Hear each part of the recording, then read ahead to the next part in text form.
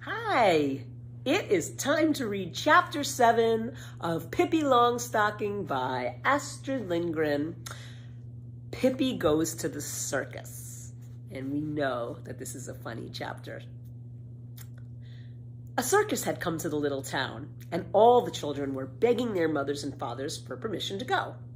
Of course, Tommy and Annika asked to go too, and their kind father immediately gave them some money. Clutching it tightly in their hands, they rushed over to Pippi's. She was on the porch with her horse, braiding his tail into tiny pigtails and tying each one with a red ribbon. "I think it's his birthday today," she announced, "so he has to be all dressed up." "Pippi," said Tommy, all out of breath because they had been running so fast. "Pippi, do you want to go with us to the circus?" "I can go with you most anywhere," answered Pippi, "but whether I can go to the circus or not, I don't know, because I don't know what a circus is. Does it hurt?"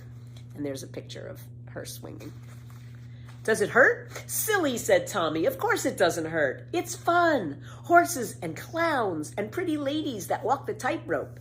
"But it costs money," said Annika, opening her small fist to see if the shiny $half and the quarters were still there.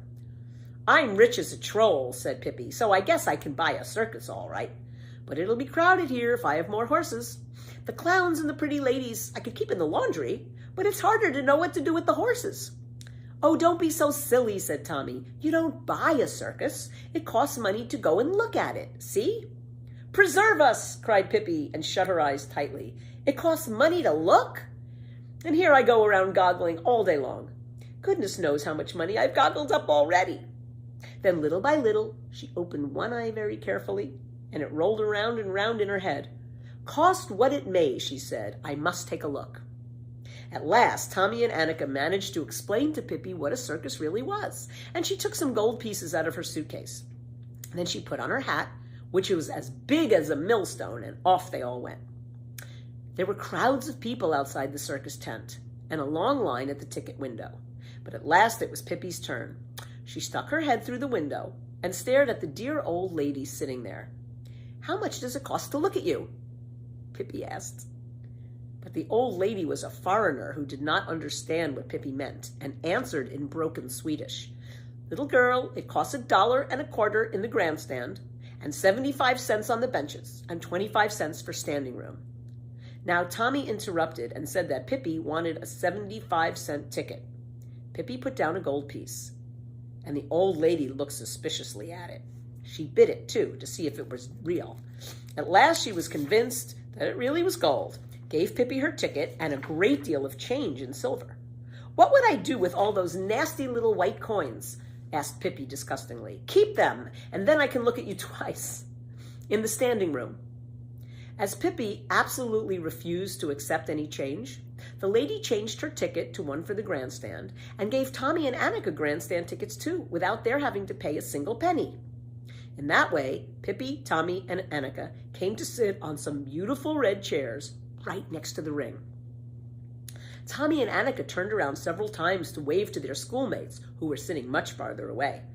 "This is a remarkable place," said Pippi, looking around in astonishment. "But see, they've spilled sawdust all over the floor.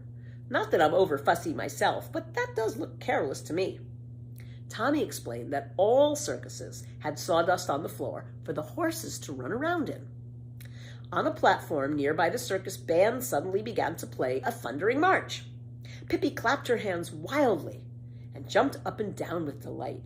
"Does it cost money to hear too?" she asked. "Or can you do that for nothing?" At that moment, the curtain in front of the performer's entrance was drawn aside, and the ringmaster, in a black frock coat with a whip in his hand, came running in, followed by 10 white horses with red plumes on their heads. Plumes are feathers. The ringmaster cracked his whip, and all the horses galloped around the ring. Then he cracked it again, and all the horses stood still, with their front feet up on the railing around the ring. One of them had stopped directly in front of the children.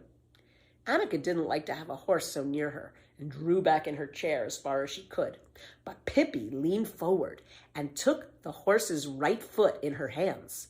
"Hello there," she said. "My horse sent you his best wishes. It's his birthday today, too. but he has bows on his tail instead of on his head. Luckily, she dropped the foot before the ringmaster cracked his whip again, because then all the horses jumped away from the railing and began to run around the ring. When the act was over, the ringmaster bowed politely and the horses ran out. In an instant, the curtain opened again for a coal-black horse. On its back stood a beautiful lady dressed in green silk tights. The program said her name was Miss Carmencita. The horse trotted around in the sawdust, and Miss Carmencita stood calmly on his back and smiled. But then something happened. Just as the horse passed Pippi's seat, something came swishing through the air, and it was none other than Pippi herself. And there she stood on the horse's back, behind Miss Carmencita. At first, Miss Carmencita was so astonished, that she nearly fell off the horse. Then she got mad. She began to strike out with her hands behind her back to make Pippi jump off, but that didn't work. "Take it easy," said Pippi. "Do you think you're the only one who can have any fun? Other people have paid too, haven't they?" Then Miss Carmencita tried to jump off herself, but that didn't work either, because Pippi was holding her tightly around the waist. At that, the audience couldn't help laughing.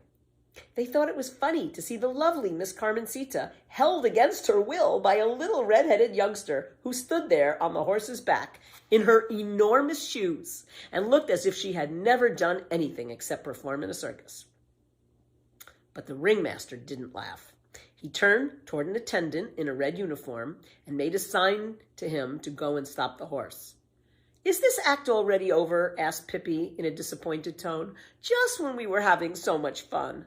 "Horrible child," hissed the ringmaster between his teeth. "Get out of here." Pippi looked at him sadly. "Why are you mad at me?" she asked. "What's the matter? I thought we were here to have fun." She skipped off the horse and went back to her seat. But now 2 huge guards came to throw her out. They took hold of her and tried to lift her up. They couldn't do it. Pippi sat absolutely still, and it was impossible to budge her, although they tried as hard as they could. At last, they shrugged their shoulders and went off. Meanwhile, the next act had begun. It was Miss Elvira about to walk the tightrope.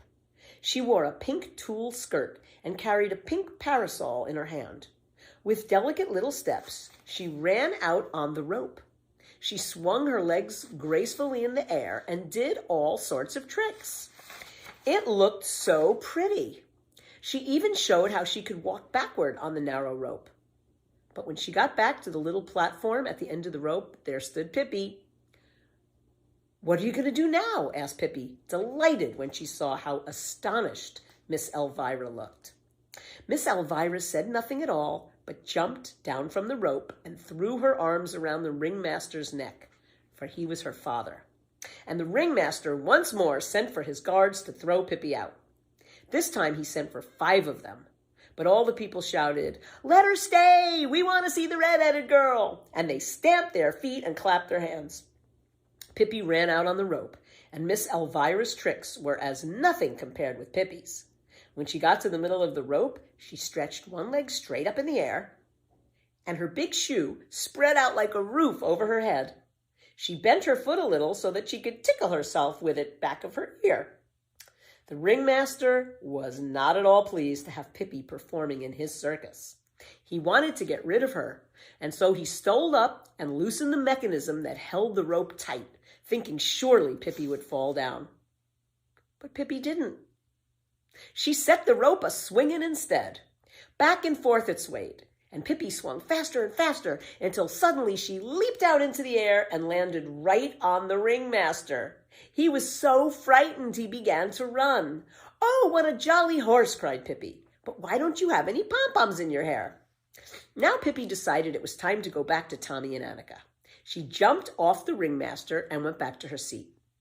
The next act was about to begin, but there was a brief pause because the ringmaster had to go out and get a drink of water and comb his hair. Then he came in again, bowed to the audience, and said, "Ladies and gentlemen, in a moment you will all be privileged to see the greatest marvel of all time, the strongest man in the world, the mighty Adolf, whom no one has yet been able to conquer. Here he comes, ladies and gentlemen. Allow me to present you to the mighty Adolf. And into the ring stepped a man who looked as big as a giant. He wore flesh-colored tights and had a leopard skin draped around his stomach. He bowed to the audience and looked very pleased with himself. "Look at these muscles," said the ringmaster, and squeezed the mighty Adolf's arm where the muscles stood out like balls under the skin. "And now, ladies and gentlemen, I have a very special invitation for you. Who will challenge the mighty Adolf in a wrestling match? Which of you dares to try his strength against the world's strongest man? $100 for anyone who can conquer the mighty Adolf. $100, ladies and gentlemen. Just think of that. Who will be the first to try?" Nobody came forth. "What did he say?" asked Pippi. "He says that anybody who can lick that big man will get $100, answered Tommy. "I can," said Pippi. "But I think it would be too bad to, because he looks nice." "Oh, no, you couldn't," said Annika. "He's the strongest man in the world." "Man, yes," said Pippi, "but I am the strongest girl in the world. Remember that." Meanwhile, the mighty Adolf was lifting heavy iron weights and bending thick iron rods in the middle just to show how strong he was. "Oh, come on now, ladies and gentlemen," cried the ringmaster. "Is there really nobody here who wants to earn $100? Shall I really be forced to keep this myself?" And he waved the bill into the air. "No, that you certainly won't be forced to do," said Pippi, and stepped over the railing into the ring. The ringmaster was absolutely wild when he saw her. "Get out of here! I don't want to see any more of you," he hissed. "Why do you always have to be so unfriendly?" said Pippi reproachfully. "I just want to fight with the mighty Adolf." "This is no place for jokes," said the ringmaster. "Get out of here before the mighty Adolf hears your impudent nonsense." But Pippi went right by the ringleader and up to the mighty Adolf. She took his hand and shook it heartily. "Shall we fight a little, you and I?" she asked. Mighty Adolf looked at her but didn't understand a word. "In 1 minute, I'll begin," said Pippi. And begin she did. She grabbed mighty Adolf around the waist, and before anyone knew what was happening, she had thrown him on the mat. Mighty Adolf leaped up, his face absolutely scarlet. "Atta girl, Pippi!" shrieked Tommy and Annika so loudly that all the people at the circus heard it and began to shriek too. "Atta girl, Pippi!" too.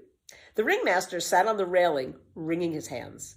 He was mad, but mighty Adolf was madder.